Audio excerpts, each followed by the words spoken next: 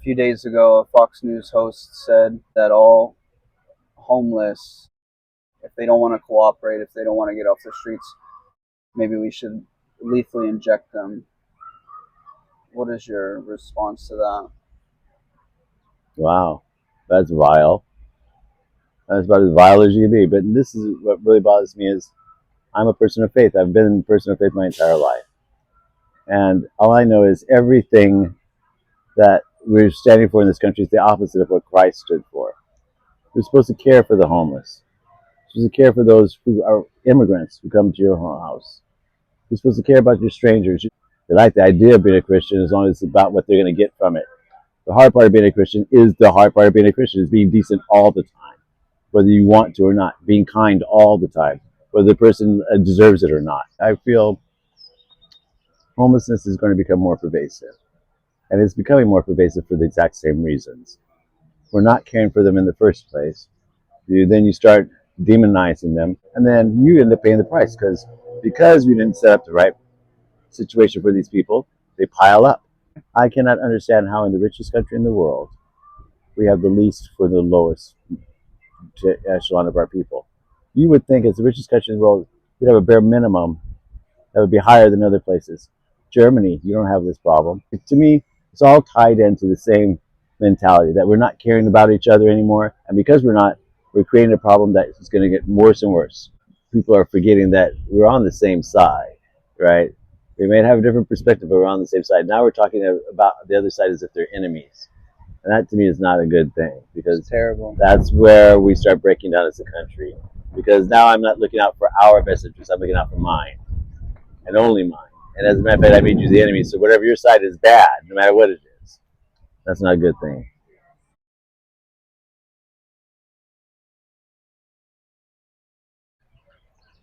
How did you originally come?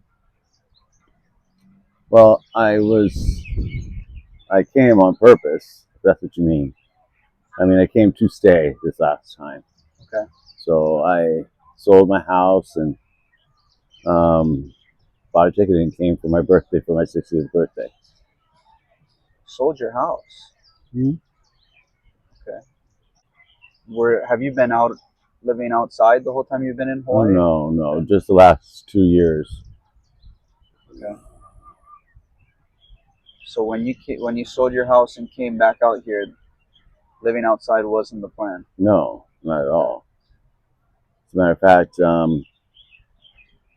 what had happened was when I moved out here, I still had a job working remotely, and so I wasn't planning on just trying to live off the money that I made off the house. It wasn't going to happen anyway. But so when I got here, I ended up getting COVID like 2 months in, and that was like the third time I'd had COVID.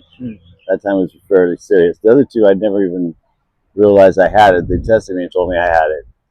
This time I felt it because I was really beat up, felt, like a real bad, I don't know, flu, I guess. And then this time also, it was bothering my breathing. And so um, when it was finally over, I ended up being paralyzed on my left side.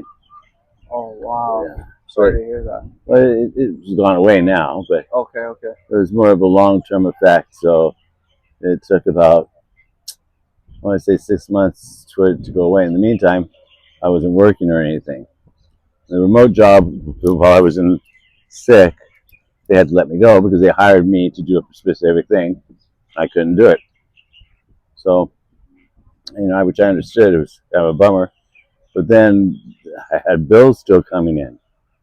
And so, and it's hard because I was a master scheduler for a manufacturing company. So it's really hard to replace that type of job here because there's no manufacturing here. And the industry that I just doesn't exist really. So quickly I'd gone through my savings, just paying rent and feeding myself and all of that. And the landlord at the place I was living at was really, really bad, really bad. So we ended up arguing about stuff. Finally, I ended up being evicted, and so then from there I moved. I had a 2020 Camaro, so I was living in my car for about a year of it. And then when I turned 62, I qualified for unemployment. I mean, for Social Security disability, and Social Security. So I filed for that. I finally got Social Security, and so that's kind of and my money to eat and stuff. That's about it, So COVID really messed things up for you, pretty much. like Yeah. like it did for a lot of people. hmm First off, what I found, the reason I haven't rushed to get back into society that way is because I was tired of it anyway. What I found when I became homeless is, first off, I didn't need all the crap that I was having to enjoy myself and have a decent life. And I realized how much money I was spending just to house a bunch of my crap. I mean, when I moved from Austin, Texas, here, I had bought a home there. I had a 3-bedroom home. I had so much stuff that I accumulated over the years in the 3-bedroom home. I was the only person by myself living in the house, and it's still full of crap. So I decided to get rid of a bunch of it just to move here. About half the crap when I moved here, I had a 2-bedroom apartment because I had 2 sets of bed material that I didn't sell, and I kept all the other stuff in the other bedroom. So I was really paying for a room just to hold my stuff again. Then when I finally moved out of that apartment, all I could afford was the storage. I stored my stuff. I was paying $300 a month to store stuff. And I said to myself, Johnny, why are you paying all this money just to hold on to this crap? So eventually it got sold and stuff, and then I realized I didn't need all that stuff. I had more stuff that I could have ever used. So if I learned anything, is that I could live a lot lighter, and that it wasn't not to be judgmental of why people are homeless, right? Because I realized I was homeless because of my circumstances at first. And then, like I said, once I was out here, I thought, I don't want to go back to work again. I don't want to go and spend all. I like having this free time to actually think, and enjoy people. And I have. I've been very blessed since I've actually been out on how many people are actually kind and thoughtful. So many people just come up and give me food and give me money. I thought, wow, every time it happens, I'm shocked.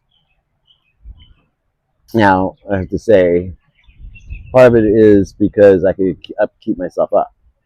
Because if you can't, it becomes more and more difficult. Nobody wants to be around someone who smells like urine, right? Nobody wants to be next to somebody who makes them feel uncomfortable in any way. So I realized that, and I work at trying to make sure that doesn't happen. Okay.